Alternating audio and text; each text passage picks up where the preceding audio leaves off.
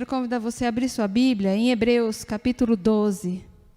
Nós vamos ler alguns versículos. Na verdade, os 5 últimos versículos do capítulo 12 de Hebreus. Carta aos Hebreus. Ninguém sabe quem foi o autor desta carta, mas ela é endereçada aos hebreus, ou seja, o povo judeu daquela época. Hebreus 12, 25 a 29. Vamos lá? Tende cuidado, não recuseis ao que fala, pois se não escaparam aqueles que recusaram ouvir quem divinamente os advertia sobre a terra, muito menos nós, os que nos desviamos daquele que dos céus nos adverte. Aquele cuja voz abalou, então, a terra. Agora, porém, ele promete dizendo, ainda uma vez por todas farei abalar não só a terra, mas também o céu. Ora, esta palavra, ainda uma vez por todas, significa a remoção dessas coisas abaladas, como tinham sido feitas, para que as coisas que não são abaladas permaneçam. Por isso, recebendo nós um reino inabalável, retenhamos a graça pela qual sirvamos a Deus de modo agradável, com reverência e santo temor, porque o nosso Deus é fogo consumidor. Senhor, nós acabamos de ler uma porção da Tua palavra e nós dependemos de que o Senhor, pelo mover do Teu Santo Espírito, nos conduza a mergulharmos naquilo que o Senhor tem para nós hoje. Senhor, visita cada casa nesse momento, visita cada coração, visita-nos aqui, nós que estamos no templo. Ó Espírito Santo, fala conosco, nós fazemos parte do Teu povo, nós queremos ouvir a Tua voz, em nome de Jesus. Amém. E amém. Faz mais ou menos um mês, não faz mais, mais ou menos um mês que nós estamos em casa, né? Um mês e meio quase. Faz mais ou menos uns 2 meses que eu fui convidada para falar numa reunião de oração do Ministério de Teatro da Igreja Presbiteriana Nova Jerusalém, em Fortaleza. Eles têm reuniões semanais de oração e eles convidam pessoas assim para falar a respeito da nossa vida com Deus e tudo mais. E Deus, faz tempo que Deus tem falado profundamente ao meu coração a respeito desse texto. E eu compartilhei com eles algo que Deus tinha falado comigo dentro desse texto, né? Falando do tempo que nós estamos vivendo, né?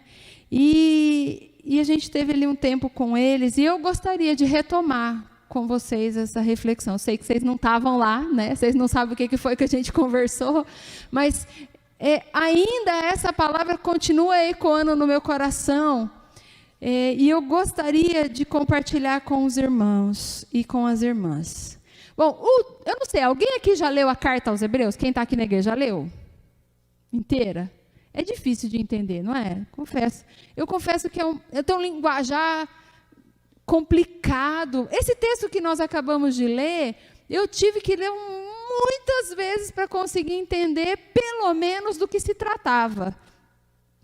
E quando eu leio Hebreus, todas as vezes que eu leio Hebreus, eu fico perguntando, puxa vida, esse pessoal que recebeu essa carta, eles tinham que conhecer muito do Antigo Testamento. Eles tinham que conhecer muito das leis, eles tinham que conhecer muito das palavras do Antigo Testamento, porque aqui tem muitas citações do Antigo Testamento e fala de muitas coisas que são base da fé, que foram lançadas lá no Antigo Testamento. Então, as pessoas que receberam essa carta, elas tinham que ter isso como base para poder entender do que se tratava e qual a profundidade desta carta, dos assuntos abordados nessa carta.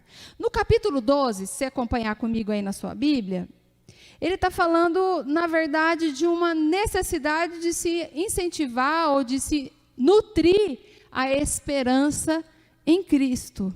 Ele fala muito sobre perseverança, sobre suportar, sobre permanecer. Se você for contar quantas vezes aparece essa palavra no capítulo 12, é assim, gritante a necessidade de que os irmãos entendessem a necessidade de se perseverar, de se manter naquilo que se crê, de se firmar na verdade. Eu gosto muito do versículo 12, quando diz: restabelecei as mãos descaídas e os joelhos trôpegos, e fazei caminhos retos para os pés, para que não se extravie o que é manco, antes seja curado. Então existe esse convocar, esse chamar para que aquilo que está em dúvida, ou aquilo que pode levar à queda, seja alertado, e então as pessoas sejam livres daquele perigo de cair ou de desviar da rota.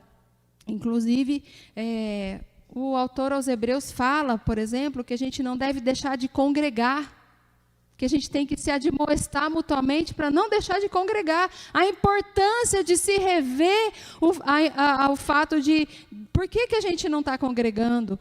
Outra coisa que Hebreus fala também, que a gente não deve, que a gente deve obedecer aos líderes, para que eles não façam isso com o coração apertado, mas com alegria.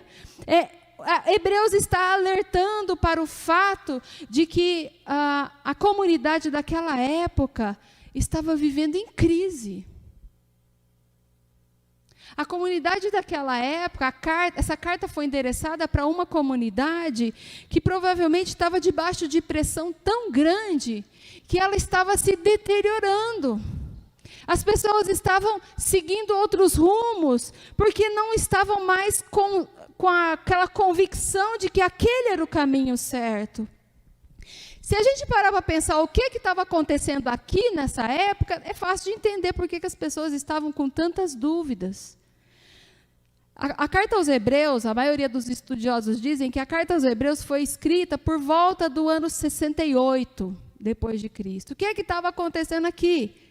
Roma tinha acabado de ser incendiada, Paulo e Pedro tinham sido martirizados, a perseguição contra os cristãos no território de Israel era tremenda.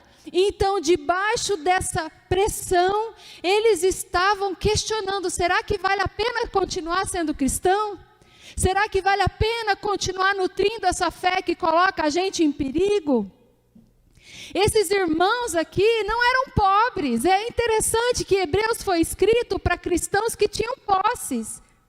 E esses cristãos tinham recursos, tinham de onde tirar o seu sustento, mas nesse momento eles não estavam em paz para viver a sua fé. Eles estavam debaixo de perseguição e estavam colocando na balança: será que vale a pena continuar? O que eu tenho a perder se eu continuar seguindo a Cristo? Havia um perigo iminente de apostasia nessa comunidade, um risco grande de se abandonar a fé. Por isso que a gente tem o capítulo 11 todinho falando sobre fé, falando sobre a experiência de fé de homens e mulheres. E esses irmãos aqui são desafiados a continuar. Versículo 2 do capítulo 12, ele diz: olhando firmemente para o autor e consumador da fé, o qual, em troca da alegria que lhe estava proposta, suportou a cruz, não fazendo caso da ignomínia, e está sentado à destra do Pai. Ele está falando, a gente tem que continuar olhando para frente, a gente tem que continuar olhando para o Senhor, porque no versículo 1 ele diz: porque ainda há uma carreira que nos está proposta, há uma carreira diante de nós. Tem perseguição? Tem. Tem o Império Romano? Tem. Tem ameaça de morte? Tem. O mundo nosso virou de ponta cabeça? Virou. Mas nós ainda temos que chegar lá. Nós ainda temos uma carreira adiante de nós. Por isso vem essa advertência dos versículos que nós lemos. Versículo 25 diz assim: tende cuidado, não recuseis ao que fala. Tende cuidado. O que é interessante dessa expressão é que ela não acontece só aqui, nem no Novo Testamento e nem no Antigo Testamento. Na Bíblia toda há esse alerta para ouvir o que está sendo dito. Quem não conhece? Quem tem ouvidos para ouvir? Ouça. Nos Evangelhos nós temos isso no Apocalipse, e nós temos isso também lá no Antigo Testamento, dizendo: quem tem ouvidos para ouvir, ouça. Ou seja, tende cuidado, não recuseis ao que fala. Tende cuidado, preste atenção. Há aqui um alerta, há uma razão para este alerta. Não é de graça, meus irmãos, não é por acaso que este alerta se repete por toda a Bíblia. E aqui, diante dessa comunidade que está vivendo uma crise sem precedentes, este alerta volta novamente dizendo: não recuseis ao que fala. Sabe por quê? Há uma tendência de se fazer isso. Se a gente for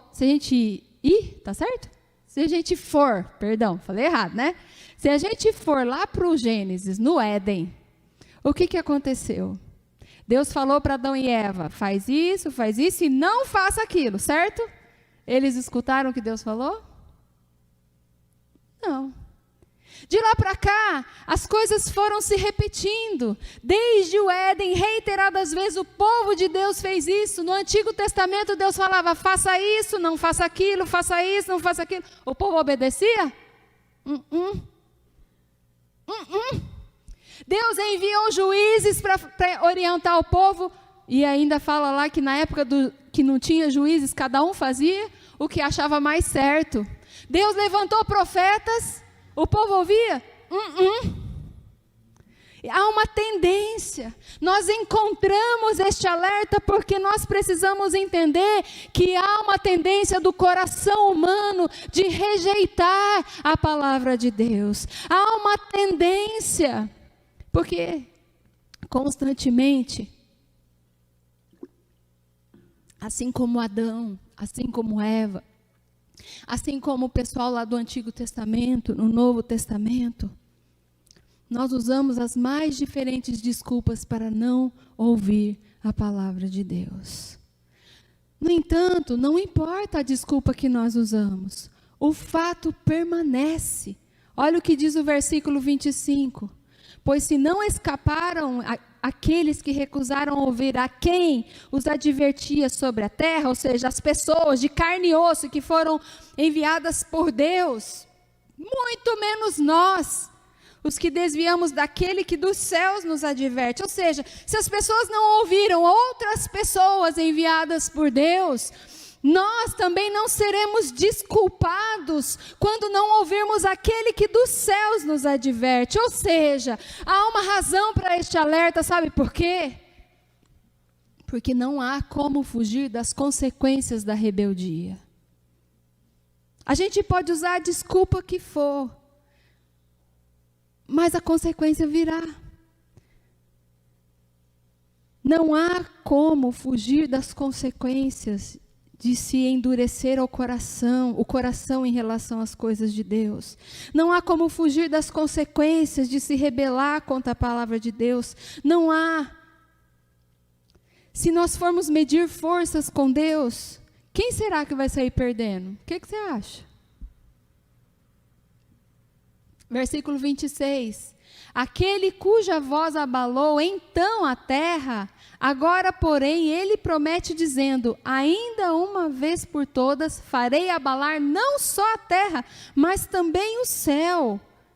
Meu querido, minha querida, será que vale a pena medir forças com Deus? Será que vale a pena a gente guerrear contra Deus? Porque aquele que levantou pessoas para alertar e advertir o povo, aquele que continua advertindo o povo, não é apenas aquele que fala, é aquele que abala céus e terra, é aquele que faz tremer tudo. Eu acho tremendo isso. Versículo 26, nós temos dois tipos de palavras para abalar, para tremer.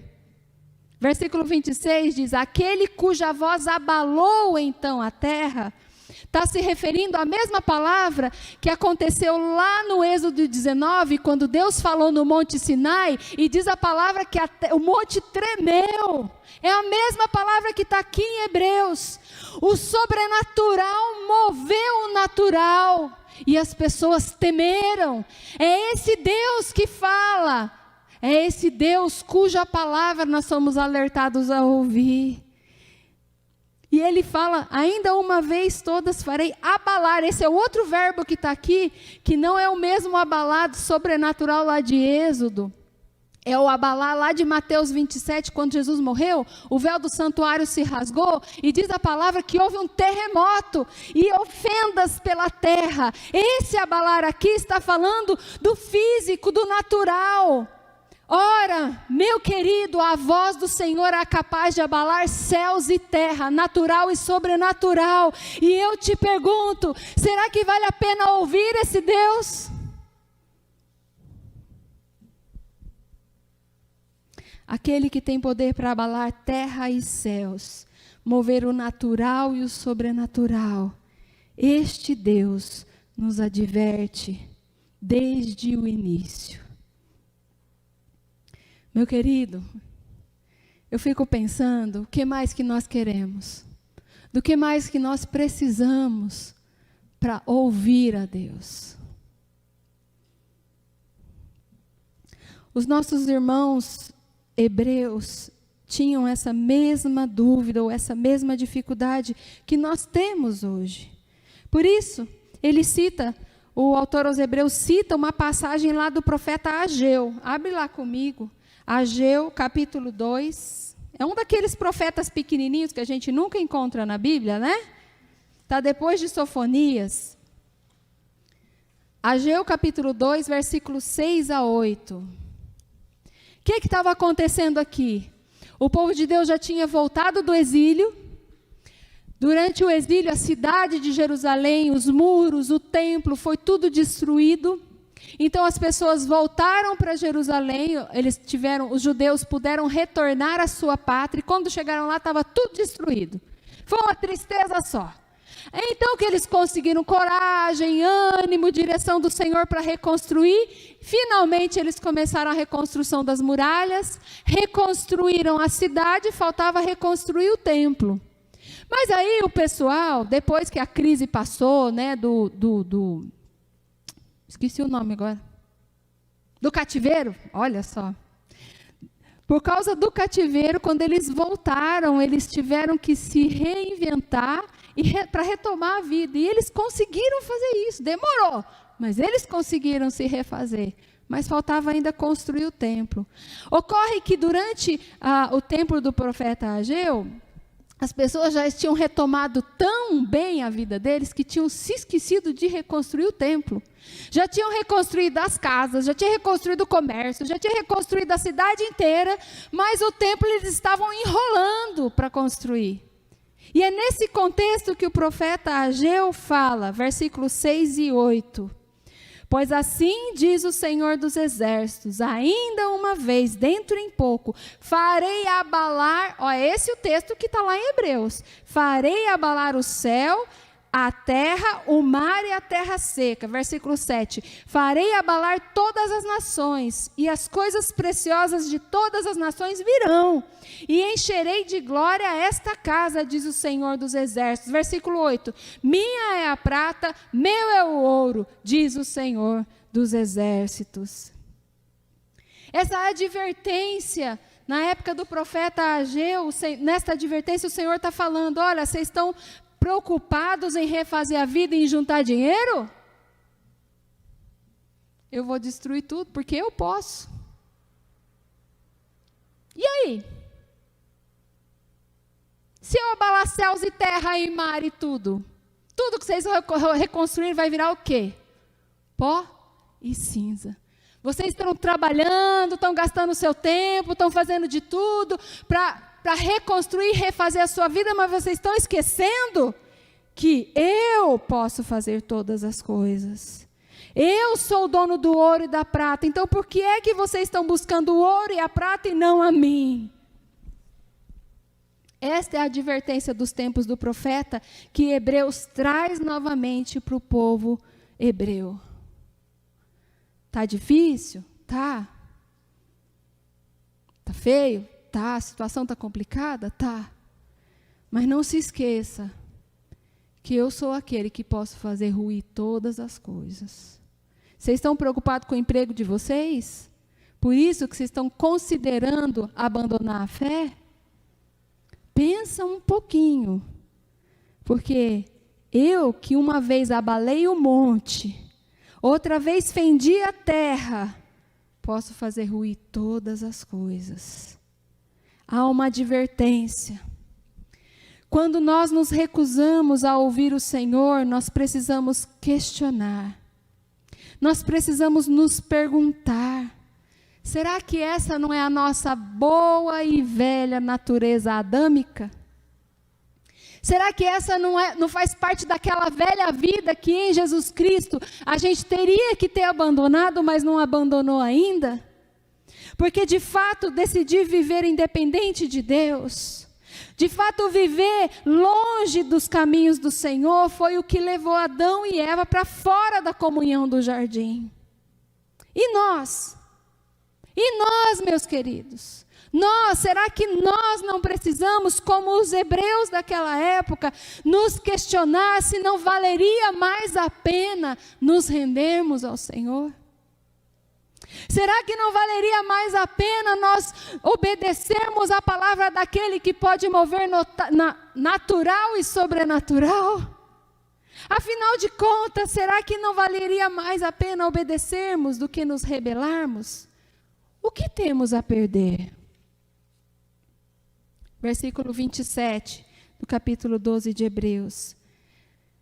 Aí o autor vai explicar o que esta profecia tem a dizer nos nossos dias. Ele diz assim: ora, esta palavra, ainda uma vez por todas, ou seja, Deus está falando, ainda uma vez por todas eu vou abalar tudo, significa a remoção, ou seja, a mudança, a transformação dessas coisas abaladas, como tinham sido feitas para que as coisas que não são abaladas permaneçam. E os dois abaladas aqui são os mesmos, lá do Monte Sinai. É a mesma palavra, que quer dizer que as coisas que são abaladas pelo sobrenatural, quando Deus intervém na história, elas têm que ser deixadas para trás. Aqui, remoção das coisas abaladas. Remoção ou transformação ou mudança daquilo que foi abalado por Deus, daquilo que foi sacudido por Deus. Isso tem que ser removido para que, enfim, as coisas que não são abaladas, ou seja, as coisas que são imóveis, as coisas que não podem ser mexidas, as imexíveis do Senhor, essas sim permaneçam. Meu querido, minha querida, o que nós temos a perder? O Senhor diz que vai remover aquilo que pode ser abalado na nossa vida, para que apenas aquilo que não pode ser abalado permaneça. Que maravilha! Já pensou?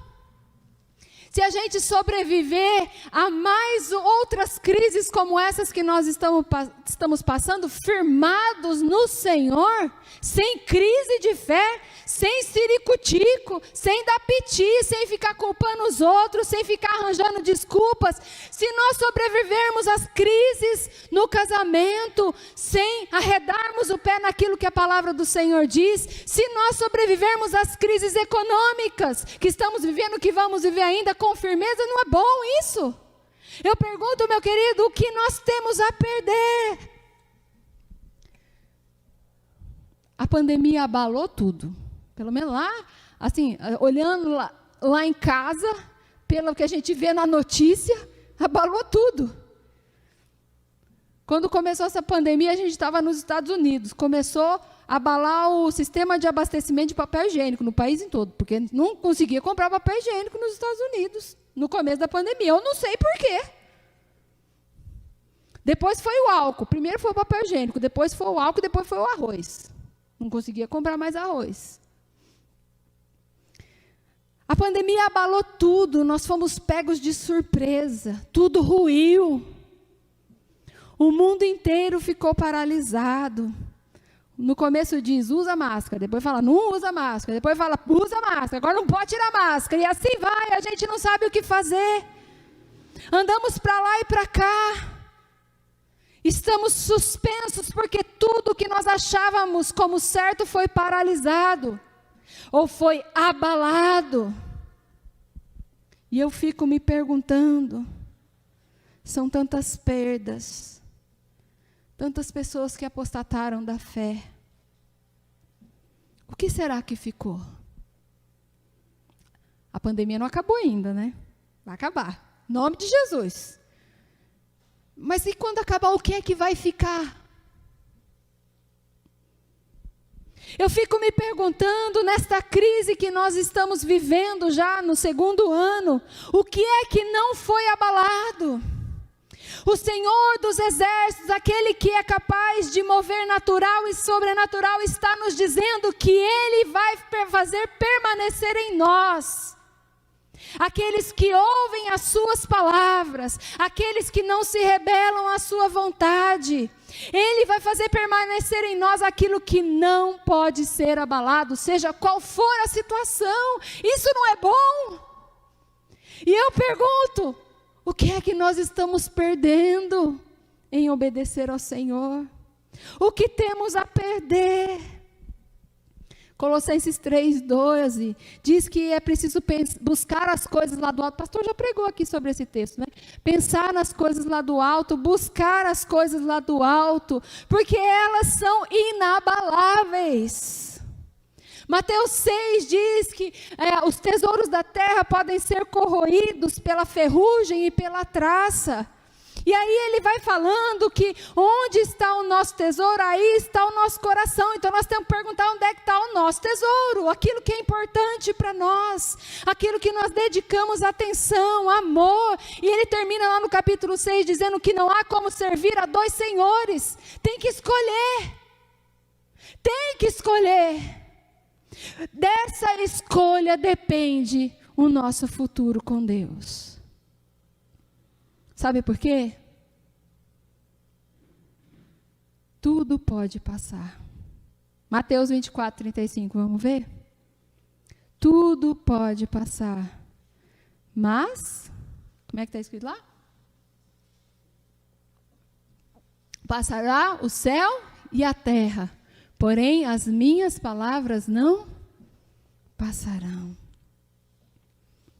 Tudo pode passar. Mas as palavras do Senhor não passarão. Tudo pode ser abalado, mas a palavra do Senhor não. Então o que temos a perder? O que temos a perder? Versículo 28 de Hebreus 12. O que você me diz, meu querido?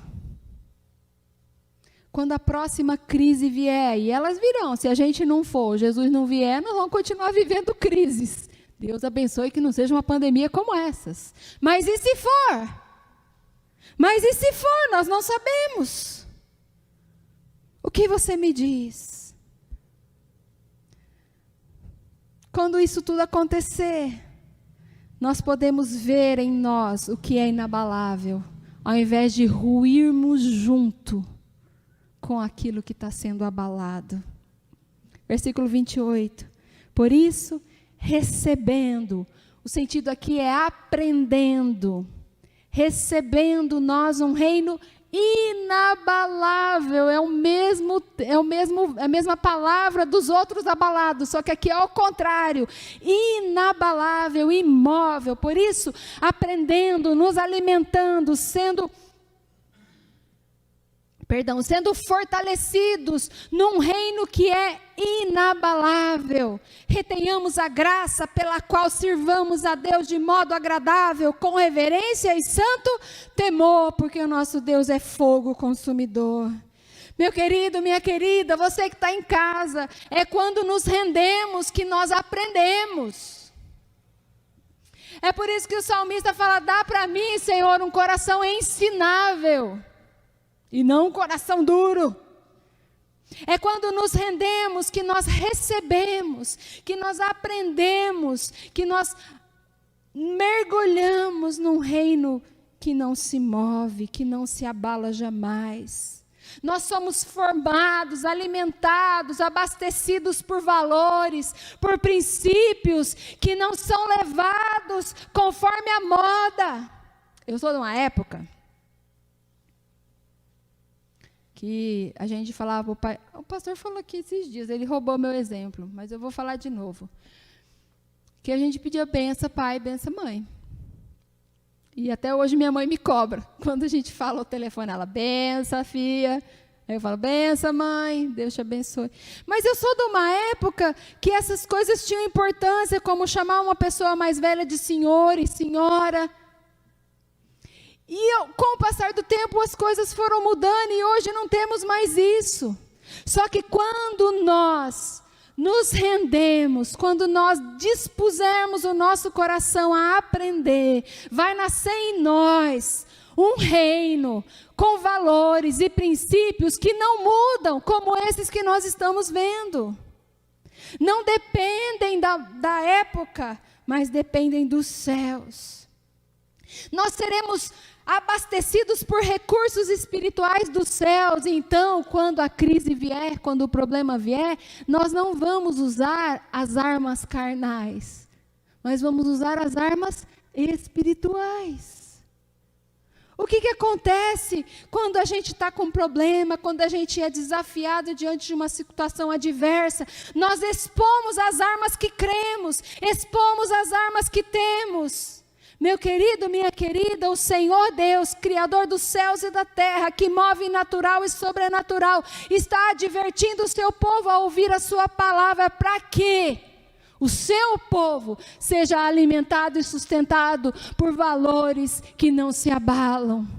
Para que o seu povo seja munido de recursos que não se deterioram com o tempo e nem se acabam.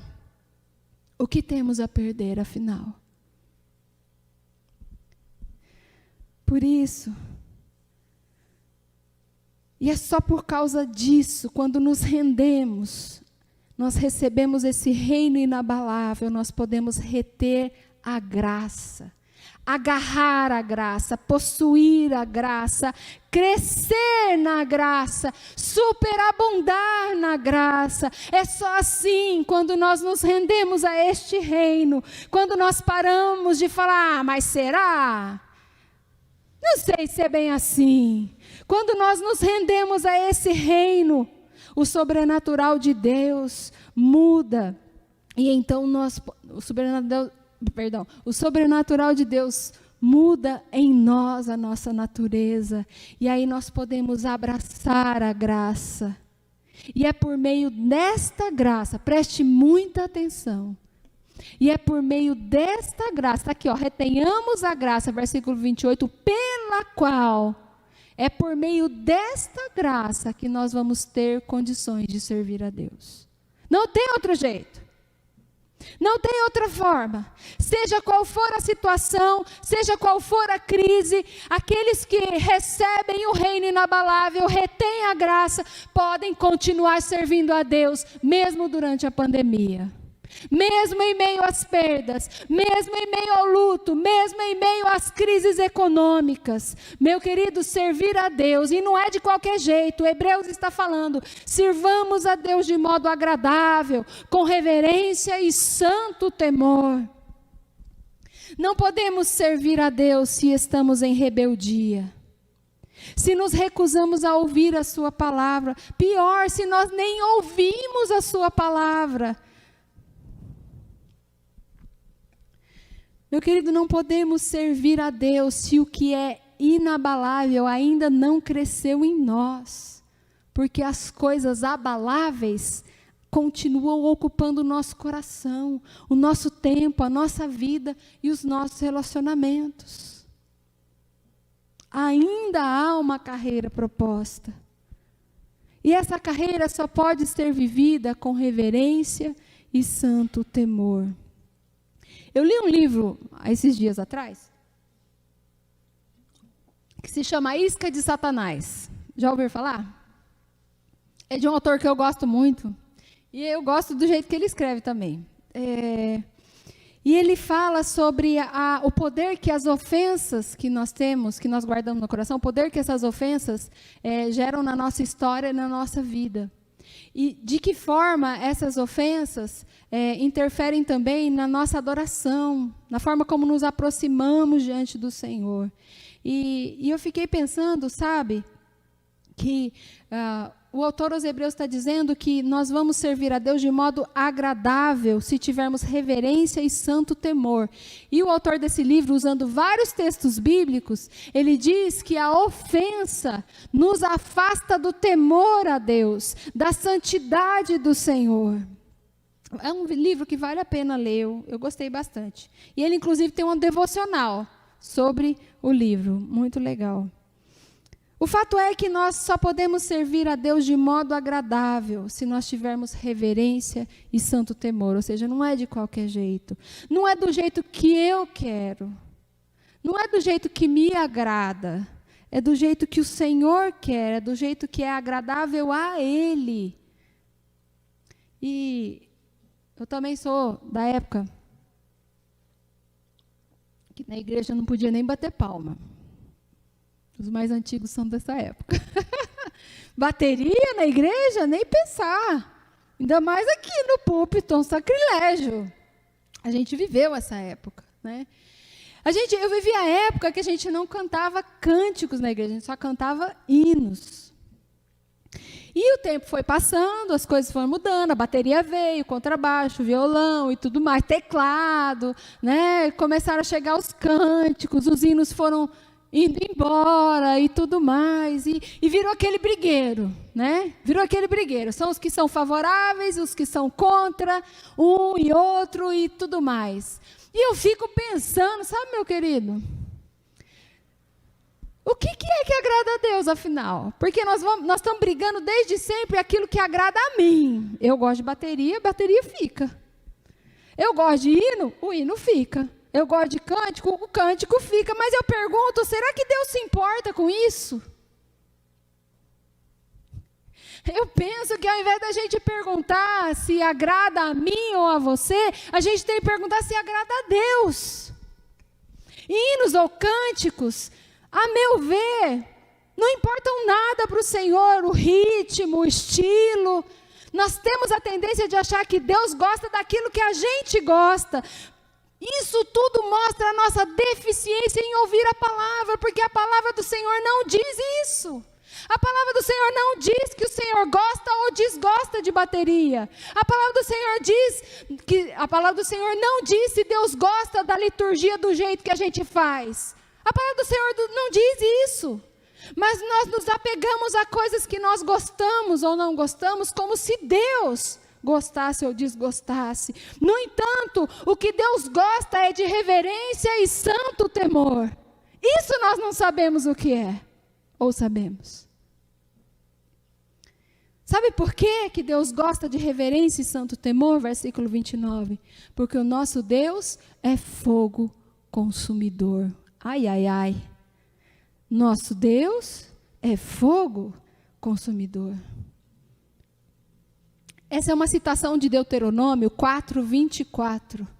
Veja como Hebreus tem a citação, ele cita vários textos do Antigo Testamento. Porque o Senhor, teu Deus, é fogo consumidor, é Deus zeloso. E essa citação é feita por todo o Antigo Testamento e nós encontramos também no Novo Testamento. Deus zeloso. Santo, Deus santo, é isso que quer dizer.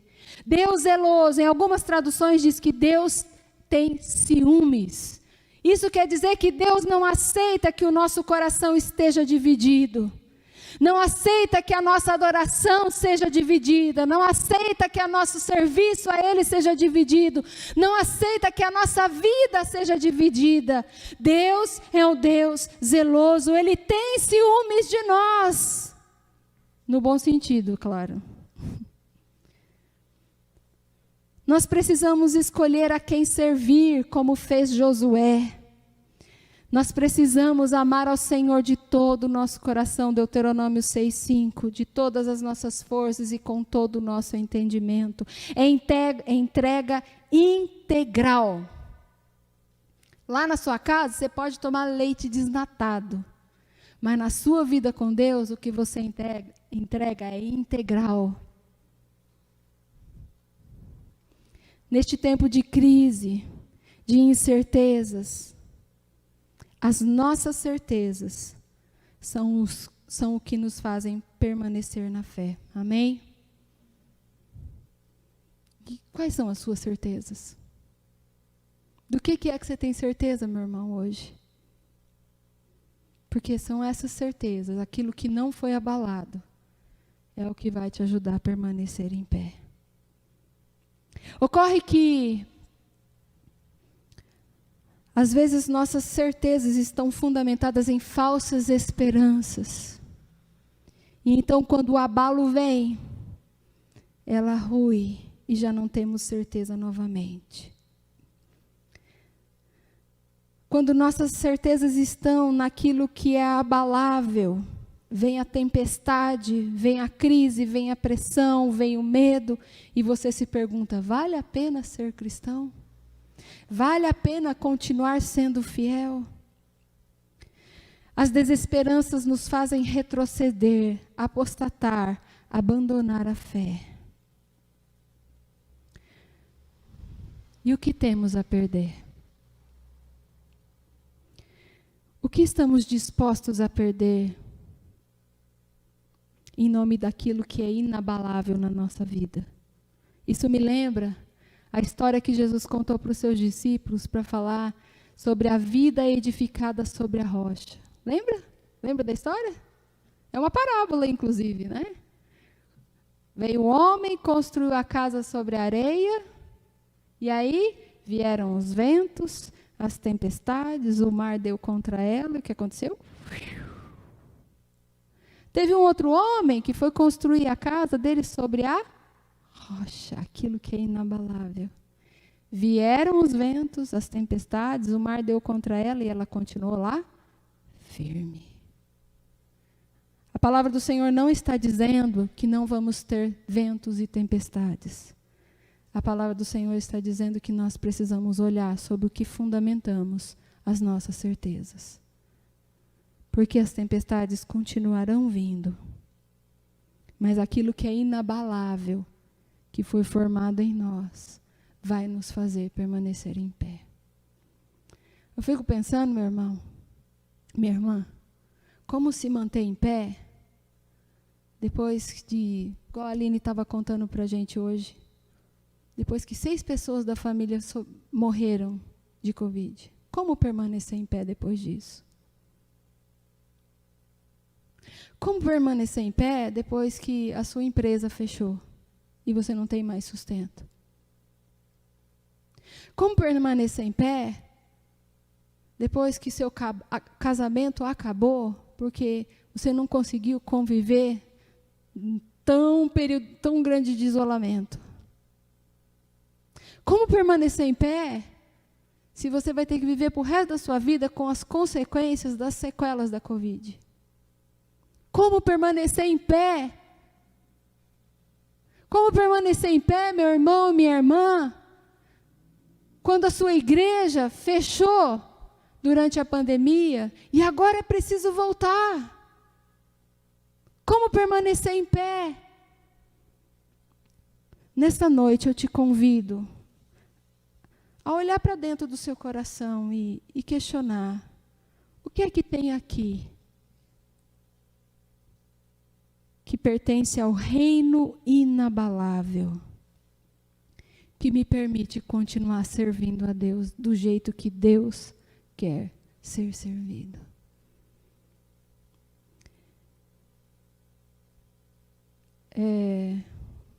Eu louvo a Deus, porque meus pais e nem os pais do pastor foram contaminados por Covid até aqui, né? Até aqui, a gente não sabe amanhã. Mas vários de nós, vários de vocês tiveram, né, esse medo, viveram essa situação terrível. Em 2018, a minha mãe viveu um quadro muito sério, semelhante a esse que as pessoas ficam entubadas. Minha mãe ficou entubada há 11 dias, perdeu todos os movimentos, fez traqueostomia, lidou com uma infecção generalizada, tomou antibióticos a vida toda e tal. E ela saiu do hospital de cadeira de rodas sem poder comer, porque ela não tinha força para comer. Ela não podia ir no banheiro, ela ficou totalmente imobilizada. Semelhante a muitas pessoas que se recuperam do quadro gravíssimo de Covid. E até hoje ela vive com as sequelas desse quadro. Até hoje, 3 anos depois, ela ainda tem problemas físicos decorrentes dessa situação. Sabe, meu irmão, minha irmã, a vida não vai ficar mais fácil para então você poder escolher servir ao Senhor, não vai. A vida não vai melhorar, as crises não vão dar tréguas. Eu te pergunto, o que temos a perder em confiar no Senhor e obedecer a sua palavra? Esse é o nosso convite nessa noite. Renda-se ao Senhor, completamente, renda a sua vida. Renda o seu coração, entregue tudo nas mãos daquele que move natural e sobrenatural. Vamos orar?